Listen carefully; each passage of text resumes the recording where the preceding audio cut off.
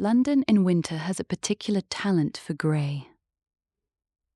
The streets go the colour of old iron, the fog sits low and patient, and the very stones of the pavement seem to absorb the cold rather than merely suffer it. It was on just such a Sunday morning that Mr. Gabriel John Utterson set out to walk, as was his iron custom, with his distant kinsman Mr. Richard Enfield. They were an unlikely pair to share a friendship. Utterson was a lean, long, dusty man, with a face that was never lighted by a smile, the kind of man who was somehow lovable all the same. Enfield was younger, livelier, more at home in the world, yet they prized these Sunday walks above almost anything else in their separate lives, and neither one could have explained precisely why. They had come down through a busy quarter of London, past the market stalls and the hurrying figures and the smell of coal smoke and wet wool, when their route carried them into a by-street. It was a quiet street, though it lay in the middle of a roaring neighbourhood. The houses on either side were prosperous and clean, their brass fittings polished, their window boxes neat. All except one. Midway along the block, a certain sinister-looking building thrust its gable out into the street. It had no windows on the lower floor, only a door. The door was blistered and discoloured. The knocker was thick with neglect. Whoever owned the place, they did not seem to welcome visitors. Enfield's step slowed as they drew near it. He tilted his head toward the door and said, almost quietly, "Did you ever remark that door?" Utterson said that he had. "It calls to mind a very odd story," said Enfield. "A story I have not spoken of much, if I am honest with you." Utterson's expression did not change. It rarely did. But he said, "Tell me." And so Enfield told him. It had happened some months before, he said, at roughly 3 a.m. He had been walking home from some far corner of the city, one of those journeys a man makes at that hour, when the streets are absolutely empty and the lamps feel as though they are burning only for him. He had been walking briskly, for the emptiness of the city at that hour tends to inspire a certain unease, when he rounded a corner and saw 2 figures approaching from opposite directions. One was a small girl, perhaps 8 or 9 years old, running as children do when they have been sent on an errand and are in no particular hurry but are running anyway, simply because they are young and the night is cool. The other was a man. A short man, moving with a kind of heavy deliberateness, his shoulders slightly hunched, his hat pulled low. The 2 of them collided at the corner. That was not in itself remarkable. What happened next was. The man did not stop. He did not step back or reach down or offer any gesture that might be called human. He simply walked over the child. Walked directly over her, as though she were a bundle of rags dropped on the pavement. The girl lay screaming. The man walked on a pace or 2, then stopped, not because he was sorry, but as though he had heard some distant sound that mildly interested him. Enfield said he had shouted and run forward. A doctor happened to arrive almost simultaneously, summoned by the noise, and a small crowd gathered, the way crowds do at 3 a.m. when something goes wrong. The child was not badly hurt, thank God, but the crowd had taken hold of the man, and there was something about him, Enfield said, that made everyone present want to do him violence. He was difficult to describe.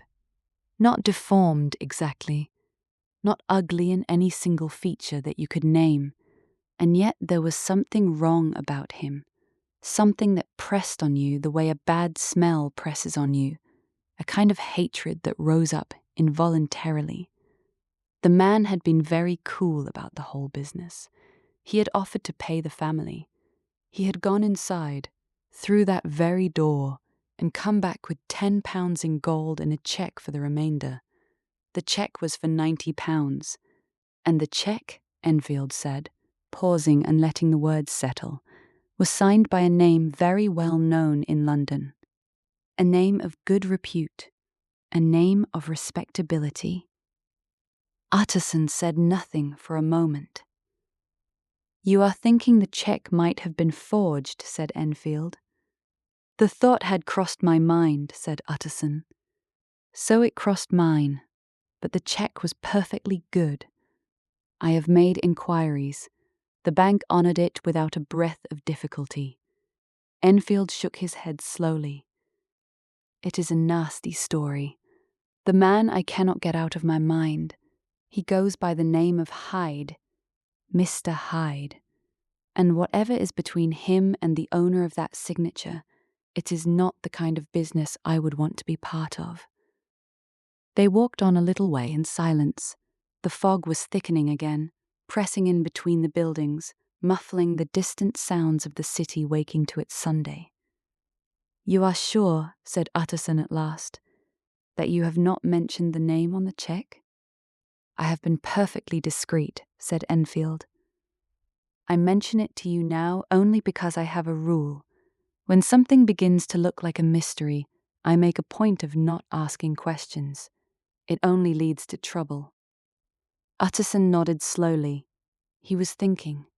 Behind that quiet, dusty face of his, something had begun to move. He knew the name on the cheque. He knew it very well indeed. And he knew the door, too, now that he thought of it, though he had passed it a dozen times without much attention. He knew whose property it was, or rather, whose property it ought to be. "A good rule," he said at last, quietly. They said no more about it. They completed their walk, parted at the end of the street with their usual warmth, and Utterson made his way home alone. But that evening, after his supper, when the candle was burning low on his desk, he drew out an old envelope from the locked drawer at the back of his writing table. On the outside, in the handwriting of his old friend Dr. Henry Jekyll, it read, "Private, for G. J. Utterson alone, and in the case of his predecease, to be destroyed unread." Utterson sat for a long time looking at it. Then he put it away again, very carefully, and went to bed. But he did not sleep easily that night, and the image that visited him in the dark was not the child on the pavement, nor even the man called Hyde. It was a door, blistered and discoloured, set in a quiet street, and the question of what lay behind it, that question did not leave him in the morning light. Utterson was not, by nature, a man given to obsession. He ate his breakfast plainly, walked to his office along the same grey streets he had always walked, and kept his thoughts ordered like files in a cabinet. But the will of Henry Jekyll sat in his mind like a splinter, small and buried, and impossible to ignore. He turned it over as he worked. He turned it over as he dined. And when, that evening, he at last allowed himself to act upon it, he felt something close to relief. He went to find Mr. Hyde. It was not so difficult to know where to begin. The name of the street had come to him through Enfield, and the door, that blistered, discoloured door, had fixed itself so firmly in his imagination that he felt he could have walked to it blind. He went there in the early dark, when the lamps were just being lit, and the city was shifting between its daytime and its nighttime faces. He stood across from the door, and he waited. He told himself it was simple curiosity, professional concern, the duty of a man who held another man's legal affairs. But if he was honest, and Utterson was, in his way, always honest, he simply needed to see the face that went with the name. He had not long to wait. A small man came along the pavement from the lower end of the street. He moved quickly, with a kind of purposeful quiet, his head slightly down, his hands at his sides. There was nothing obviously remarkable about him. He was plainly dressed. He was not large.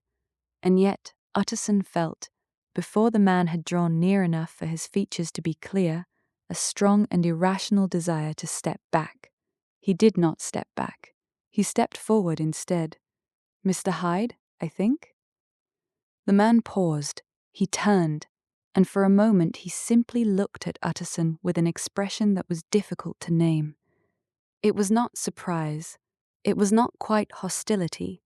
It was something cooler than either of those things, something that reminded Utterson, in an unpleasant way, of a man deciding whether a door was worth the trouble of opening.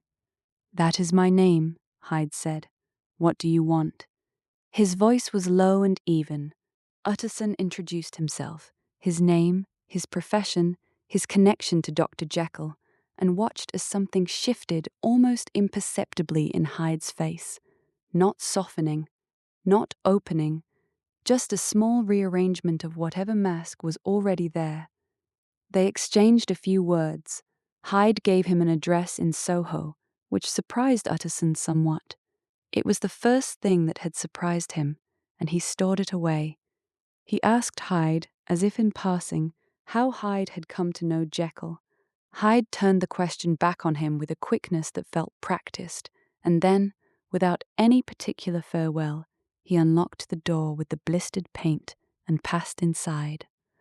The door closed behind him without a sound. Utterson stood on the pavement for a long moment. He was a man who had seen a great deal in his professional life. He had sat with the frightened and the guilty and the grieving. He had read confessions and last letters and documents that contained the worst of what people were capable of. He was not easily disturbed. And yet he was disturbed now. The trouble was that he could not explain it. Hyde was not deformed. He was not monstrous in any way that Utterson could point to and name. He was a small, pale, quiet man in plain clothes, and yet the impression he left was of something wrong, something that did not fit the frame it was presented in. Like a word that looks correct on a page, but sounds entirely wrong when you say it aloud. Utterson turned it over and over as he walked away, and he could not find the seam in it. He could not find the place where the wrongness began. He thought, the man has no soul. He did not usually think in those terms, but no other phrase arrived to take its place. He went, that same evening, to call upon Henry Jekyll. Jekyll's house was everything the side door was not: wide, well lit, comfortable in that particular way that spoke of old money and good taste and a man who had arranged his life to suit himself. The butler, Poole, showed Utterson through to the study, where Jekyll himself rose to greet him with genuine warmth, both hands extended, his face full of the easy pleasure of a man welcoming a trusted friend. Jekyll was tall and well-made, somewhere in his middle 50s, a man who had always carried himself well. There was colour in his face and generosity in his manner, and for a moment Utterson felt the contrast so sharply that it almost made him light-headed. This man, and that one. He raised the matter of the will directly, because he was a direct man when he needed to be. He said he had been looking into the business, that he had made certain inquiries, and that he wished, as Jekyll's friend and lawyer, to say plainly that he did not like it. Jekyll's expression changed. Not greatly, but it closed, the way a window closes against weather. "I know you mean well," Jekyll said, "but Utterson, this is a matter I cannot discuss, not even with you. You don't understand the position I'm in." Utterson pressed, gently. He mentioned Hyde. He said he had met the man. He said, choosing his words with the care he gave to all words, that he had found him troubling. Something moved across Jekyll's face then, something quick and difficult to read. It might have been fear. It might have been shame. It might have been neither of those things. When he spoke again, his voice was very even, very controlled. "You don't know what you're asking me to say." "I am not asking you to say anything," Utterson replied. "I am asking you to consider what you're doing." There was a silence between them. Jekyll looked at the fire. Then he looked back at Utterson with an expression that was, somehow, both resolved and desperate.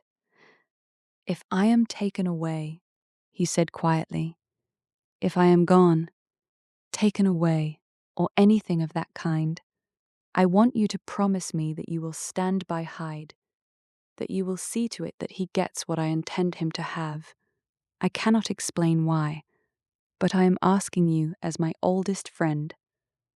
Utterson held his gaze. He gave his word, because he always gave his word when it was asked for plainly. But as he walked home through the cold and lamplit streets, what he carried with him was not the promise, it was the way Jekyll had looked when he made the request. Like a man asking someone to hold the door open for something he himself was afraid to let out. The months that followed were quiet ones, or quiet enough that a man like Utterson could almost persuade himself the whole business had settled. Jekyll seemed well. He entertained again, had colour in his face, laughed at dinner.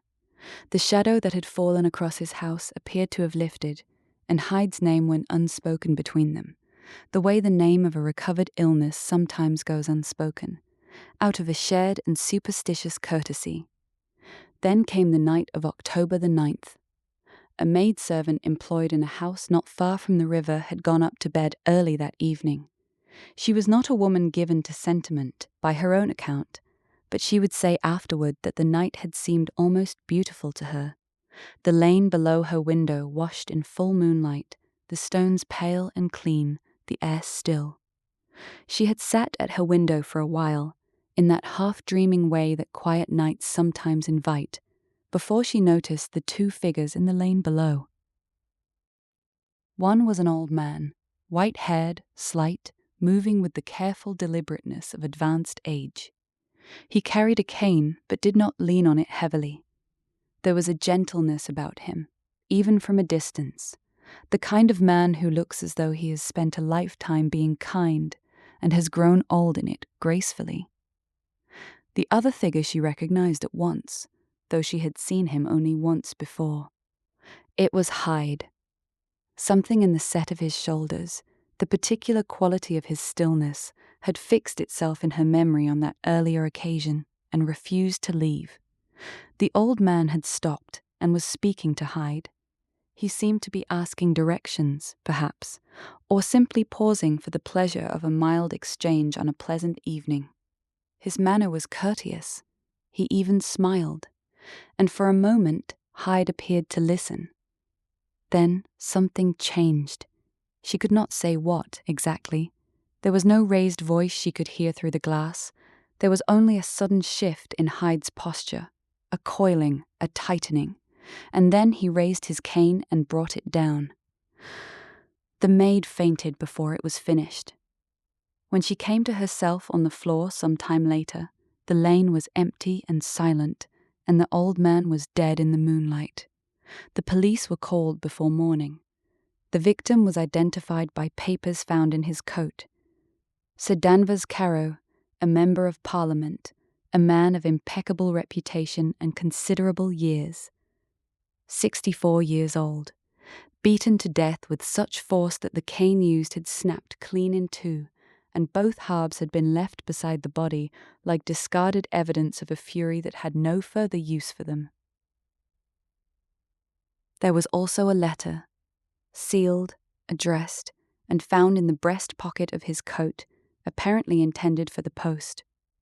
It was addressed to Mr. Gabriel John Utterson. The inspector brought it to him personally, along with the broken halves of the cane, and it was the cane that stopped Utterson cold before he had even looked at the letter. He stood in his sitting room in the early morning light and held the two pieces together and felt the room grow very still around him. He had seen this cane before. He had seen it many times. He had, in fact, given it as a gift years ago to Henry Jekyll, and Jekyll had given it to Hyde. "Whisper." He set the pieces down with great care. He told the inspector he believed he knew where Hyde might be found, and they went together in a cab through the waking city, south through streets that grew narrower and meaner as they went, into Soho. The fog was rising from the river. The neighbourhood had the look of a place that had long since given up on respectability and settled into something more honest about its nature. Cramped buildings, shuttered windows, the smell of old smoke and older damp. Hyde's lodgings were in a building on a court off the main street. The landlady who answered the door was a pale, composed woman with the eyes of someone who has seen a great deal and chosen to remember very little. She confirmed that Mr. Hyde did indeed keep rooms there. She confirmed that he had come in late the previous night. She confirmed, with a composure that Utterson found more unsettling than tears would have been, that he had left again in the small hours and had not returned. They searched the rooms anyway. What they found was a curious picture, half of a life and half of something else. On one side, the lodgings of a man with taste, with money, with fine things chosen carefully. Good wine, good books, a silver-handled brush. On the other side, disorder. Drawers pulled out and rifled through, papers burned in the fireplace, only the grey ash remaining, curled and fragile. A checkbook torn in half and left on the table, and in the corner, behind the door, the other half of the broken cane. Hyde had been here, and Hyde had left, and Hyde had left quickly, but not in panic. That was what struck Utterson as he stood in the middle of those rooms. A panicked man leaves everything behind. This man had taken what mattered and destroyed what could betray him. This was not flight. This was departure. They went back out into the fog. The inspector spoke about the search that would be mounted, the ports that would be watched, the difficulty of finding a man with Hyde's resources and Hyde's apparent habit of invisibility. Utterson listened and said the appropriate things, but he was thinking about the checkbook and the bank behind it and the fortune that Jekyll had so carefully arranged for a man who had now used it to disappear. He was thinking, too, about the old man in the moonlit lane, about the gentleness of his posture as he stopped to speak to a stranger, about how a lifetime of courtesy can bring you to your end without warning, on an ordinary evening, simply because you paused to be pleasant to someone who had no use for pleasantness. There was no comfort in any of it. Hyde was gone, Carew was dead, and Utterson rode back through the thinning fog toward the better part of the city, carrying a letter that had never reached its destination, in a cab that smelled of cold leather and the particular silence of a morning that has already given up its worst news. But then, for a time, the city seemed to exhale. Hyde had vanished, dissolved back into whatever dark corner of the world had first produced him, and with his absence came something that almost resembled peace. The newspapers moved on. The police, having found no trail worth following, let the matter grow cold. And Henry Jekyll, as though he had been waiting behind a locked door for exactly this reprieve, stepped back into the light. Utterson noticed it at once. The change in his friend was not subtle. Jekyll had always been a sociable man, generous at his table, warm in his manner, but that warmth had been dimming for the better part of a year, withdrawing behind excuses and closed curtains and the particular blankness of a man who has decided to become unreachable. Now suddenly it returned. The dinners resumed, the laughter came back into his voice. He received callers in the bright front rooms of his house, rather than retreating to the laboratory wing, and when Utterson arrived on those evenings, he found his old friend flushed with something that looked genuinely like relief.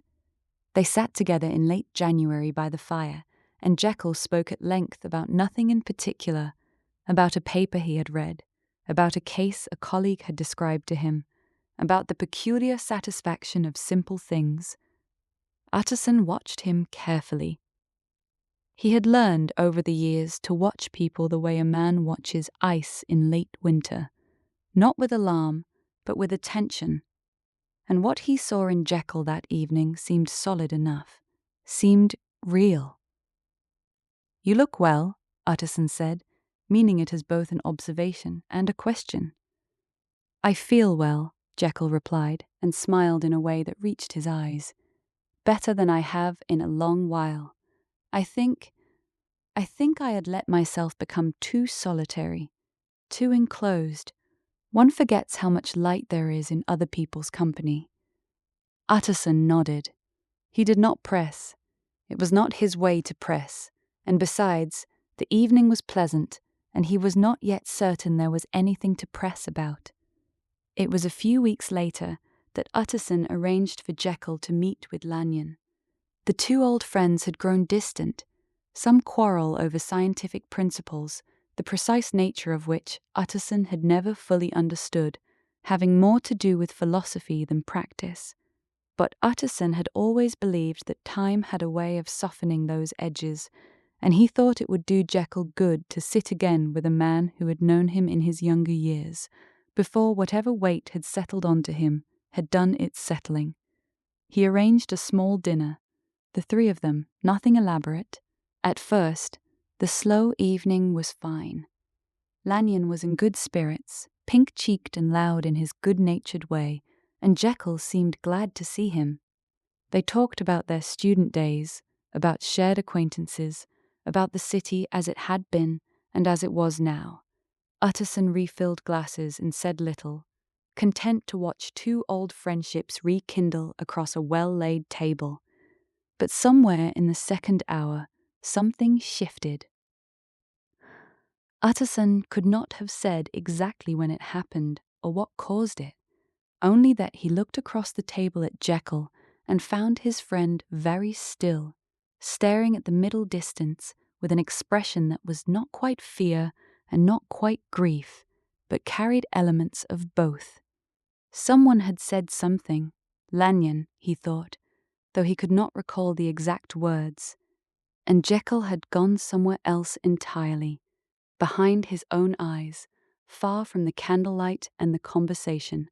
He excused himself before the evening was out, quietly, politely, with all the right words, but he did not return to those bright front rooms, and when Utterson called the following week, he was told that Dr. Jekyll was not receiving visitors. He called again, the same answer. He wrote. No reply came. Utterson turned his attention to Lanyon, thinking his old friend might offer some explanation, some key to whatever door had swung shut again. But what he found alarmed him more than the silence from Jekyll's house. Lanyon was dying. There was no other word for it. The man Utterson had last seen flushed and laughing over a dinner table now sat in his study looking hollowed out, as though something had reached inside him and removed whatever it was that had kept him upright. His colour was gone. His hands, when he lifted his glass, held a faint tremor. He looked at Utterson with eyes that had seen something they were still trying to process, and failing. "My dear Lanyon," Utterson said, leaning forward, "what on earth has happened to you?" "I have had a shock." Lanyon's voice was steady but thin. "A shock from which I do not expect to recover. I am not long for this world, Utterson, and I find I have made my peace with that.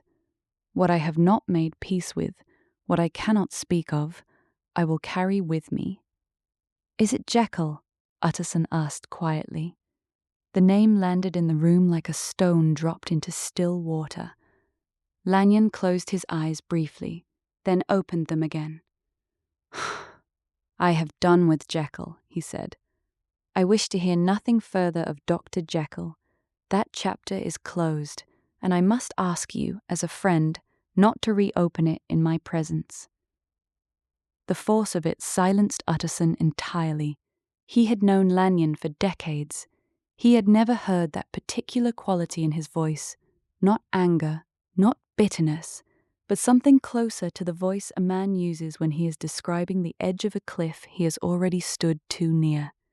He did not ask again. He stayed another hour, and they spoke of other things, and when Utterson left, he stood for a moment on the pavement outside Lanyon's house and looked up at the sky, which was low and grey and offered nothing. A fortnight later, a letter arrived.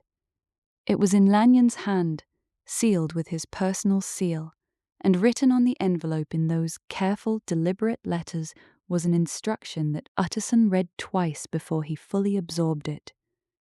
To be opened only upon the death or disappearance of Dr. Henry Jekyll.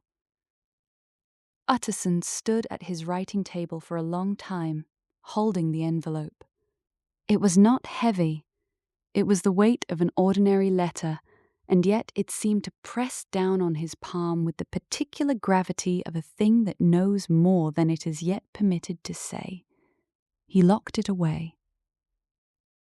In the same drawer where he kept Jekyll's will, that other document with its strange provisions, its air of something anticipated and dreaded in equal measure. The two papers sat together in the dark of the drawer, patient as stones. Whatever Lanyon had seen, it had killed him. And the letter would not speak until the appointed hour. The appointed hour, it turned out, would not wait as long as Utterson had supposed. It was a wild, cold night in March when Poole came to him. The lawyer had only just settled by his fire, a glass of port untouched at his elbow, when the servant was announced, and something in the manner of the announcement, some tightness in the footman's voice, made Utterson set down his book before he was even asked. He rose and went to the door himself. Poole stood on the step. The man had served Jekyll for 20 years. Utterson had never seen him look like this. His face was the colour of old wax, and his hat was crushed in his hands, as though he had been wringing it the whole way across town. "Mr. Utterson," he said, "something is wrong at the house. Something has been wrong for a week, and I cannot bear it any longer. I have come to you because there is no one else." Utterson took him inside, poured him brandy, and listened. The story came out in pieces, the way frightened stories always do, not in order, not with logic, but with the raw insistence of a man who has been pressing a wound shut and can press no longer. For more than a week, Poole said, the master had not left the cabinet above the laboratory. Food was left on the step and taken in, but there was no conversation, no instruction, nothing but a voice, when there was a voice at all, that sounded wrong. That sounded like something trying to sound like Jekyll and failing. "I have heard him cry out," Poole said. "Weeping, sir. And once I heard him say, 'God's sake, God's sake,' over and over, like a man who has lost all other words." Utterson felt the cold move through him that has nothing to do with temperature. They went out together into the night. The streets were empty. The wind came in hard gusts off the river and drove dead leaves against their coats. Utterson walked quickly and did not speak, because there was nothing to say that would not make it worse. He had carried Jekyll's will in that drawer for months. He had carried Lanyon's letter. He had carried the knowledge, shapeless and unconfirmed, that something in his old friend's life had gone terribly, irreversibly wrong. Now it seemed the carrying was almost done. At the house in the square, the servants were gathered in the hall. They stood close together the way people stand when they are afraid to be alone. The cook, the housemaid, the footboy, all of them silent, all of them watching the door as Utterson came in. Nobody spoke above a murmur. The fire had been built up high, as though warmth itself might help. Poole led him through the house and across the rear court, into the surgical theatre, and up the stairs to the cabinet door. They stopped outside it. From within came a sound, soft, irregular, a kind of pacing, back and forth, the sound of something that could not rest. "Is that Jekyll's walk?" Utterson asked quietly. Poole shook his head. "I have known that man's step for 20 years, he said. "That is not his step." Utterson looked at the door. He looked at Poole. Then he called out in a clear, firm voice that he did not entirely feel. "Jekyll, it is Utterson. I must see you. I demand to see you." The pacing stopped. A voice came from within, muffled, distorted, as though speaking through cloth or grief or something worse. It said that Utterson must go away. It said it could see no one. It said please, in a way that was less a word than a sound, bare and flinching. Utterson stood very still and listened to that voice for a long moment. Then he turned to Poole and said, "Get me something to break the door." It took 2 blows with the axe, Poole swinging, Utterson standing back, and on the second, the lock gave way and the door flew inward and they both stumbled into the cabinet. The fire was burning low. The room smelled of chemicals and something sweeter underneath, something that Utterson could not name and did not want to. Papers were scattered across the table. Drawers had been pulled open and left open. On the floor before the fireplace, in a last convulsion that had already finished, lay the body of a man. He was small.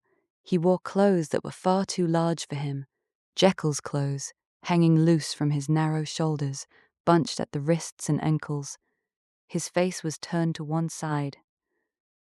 In one hand he still held a crushed vial, and the smell of almonds and something chemical hung faint in the air above him. It was Hyde. It was Edward Hyde, and he was dead, and he was wearing Jekyll's clothes. Utterson searched the room. He searched it methodically, the way a man searches when he is afraid of what he will find, and more afraid of finding nothing. On the table, weighed down with a small brass seal, was a packet of papers addressed in Jekyll's hand. The first was a will, and when Utterson unfolded it and read the provisions, he found that his own name had replaced Hyde's throughout. Every clause, every line, his name where Hyde's had been. He set it down. He picked up the second document. It was a letter, long, sealed, and addressed to him in handwriting that had begun neat and ended in something close to desperation. The final enclosure was a thicker packet still, sealed separately, with a note in Jekyll's hand that read simply, "To be read last and in full." Utterson gathered them together and held them. He looked once more at the small, ruined figure on the floor, at the too large coat spread around him like the remnant of another life. He looked at the chemicals, the journals, the low fire. "We will not find Jekyll here," he said, to no one in particular. "Not tonight. Perhaps not at all." He tucked the letters inside his coat, close to his chest, and stood for a moment in the silence of the wrecked room. Outside, the wind had dropped. The city made its distant, indifferent sounds. Poole stood in the doorway with the axe still in his hands, waiting to be told what to do next. Utterson had no instructions to give. He had only the letters and the long walk home, and whatever truth was waiting for him inside that sealed and careful handwriting. The truth that Jekyll, in the end, had not been able to speak aloud to any living soul, but had written down in the dark and left behind him like a key beside a door he could no longer open. The key beside a door he could no longer open. That was how Utterson thought of it, walking home through the cold and the quiet, the 2 envelopes pressed against his coat like something alive. He did not open them that night. He sat with them on the table before him and looked at them for a long time, and then he went to bed, and lay awake, and rose again before the light had fully come. Only then did he break the first seal. Lanyon's letter. The posthumous account of a man who had died of what he had seen. Utterson read it slowly, the way you read something you already half know and are half afraid to confirm. Lanyon had written it plainly, without flourish, in the manner of a doctor recording a case. He had received a letter from Jekyll, frantic, urgent, unlike anything Jekyll had ever written to him before. It had asked Lanyon to go to Jekyll's house that night, to take a drawer from the cabinet, to bring it home and wait. A visitor would come at midnight. The visitor would collect the drawer. That was all Lanyon had to do. That was all. The visitor had come. A small man, coarse-handed, vibrating with some barely contained energy that Lanyon had found deeply unpleasant from the moment the fellow crossed the threshold. He had been eager in a way that looked like hunger. He had taken the drawer and examined its contents, the powders, the file, the notebook, with shaking hands and bright, horrible eyes. And then he had looked at Lanyon, and he had offered him a choice: leave the room and never know, or stay and see. Lanyon had stayed. He had watched the man measure out the powder, mix it with water, add the drops from the phial until the liquid turned and smoked and changed color in the glass. And then the man had drunk it down. And then, and here Lanyon's handwriting had changed, grown larger and less certain, as though his hand had forgotten how to be steady. The man had begun to change, to swell and recede, to shift, the features rearranging themselves like something seen through disturbed water, until the small, coarse figure had dissolved, and in its place stood Henry Jekyll, pale and shaking, leaning against the wall of Lanyon's study. Lanyon had written that he could not say how long he stood there. He had written that he believed, from that moment, that the foundations of his life had given way beneath him. He had written, "I have since reflected on what I saw, and I can find no explanation that my reason will accept, and I find that I do not wish to go on living in a world where such things are possible." And then the letter ended. Utterson set it down. He reached for the second envelope. Jekyll's own hand, fuller, longer, written across what must have been many hours, many sittings. The confession of a man who had already decided there would be no trial, no tribunal, no earthly reckoning. Only the page. Jekyll had written that he had always been two men, that from his earliest years he had felt within himself a division, the respectable surface and the buried life beneath it, the pleasures he could not acknowledge and the desires he had learned to wall away. He had told himself this was merely the human condition. He had told himself everyone carried such a division, but he had also been a scientist, and he had begun to wonder whether science might do what morality could not, whether the two selves might be not merely separated in practice, but separated in fact, drawn apart, given distinct form. The experiments had taken years, the formula had been refined and abandoned and rebuilt, and then one night, one quiet, unremarkable night in his laboratory, he had drunk the compound down and felt the change move through him like a tide, and had looked into his mirror and seen Edward Hyde for the first time. He had felt, he wrote, a kind of joy. That was the word he used, joy, because Hyde was free in a way that Jekyll could never be. Hyde had no reputation to protect, no colleagues to face, no carefully constructed image to maintain. Hyde could go where Jekyll could not go and do what Jekyll could not do, and when the night was over, Jekyll could drink the potion again and return, and none of it would touch him. That was what he had believed. That was the bargain he had thought he was making. But Hyde grew. That was the thing Jekyll had not foreseen.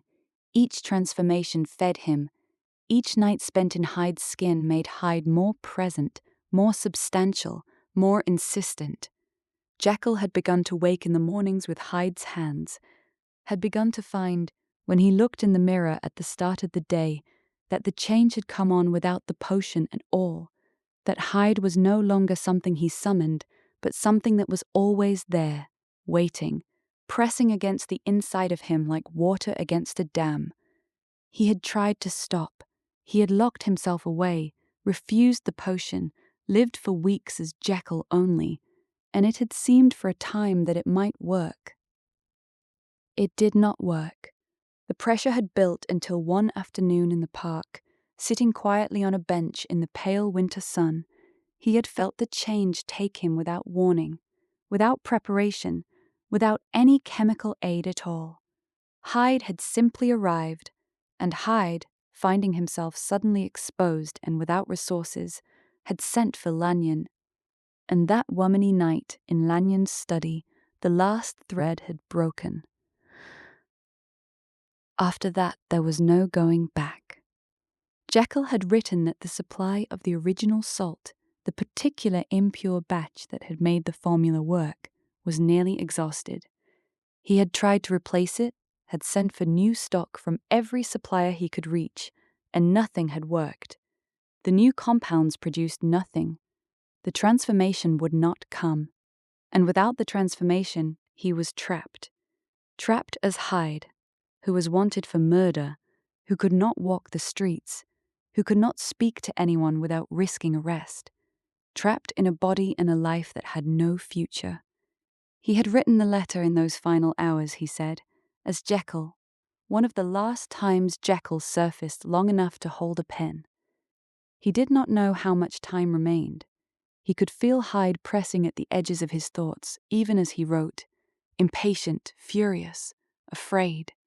He wrote that he pitied Hyde, in the end, pitied him the way you pity something that was made to suffer, and knew no other way to be.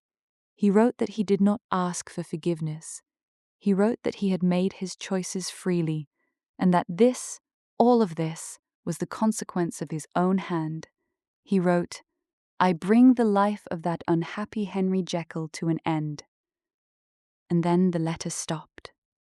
The handwriting simply ceased, mid-page, as though the hand that held the pen had been taken away, as though someone, or something, had finally had enough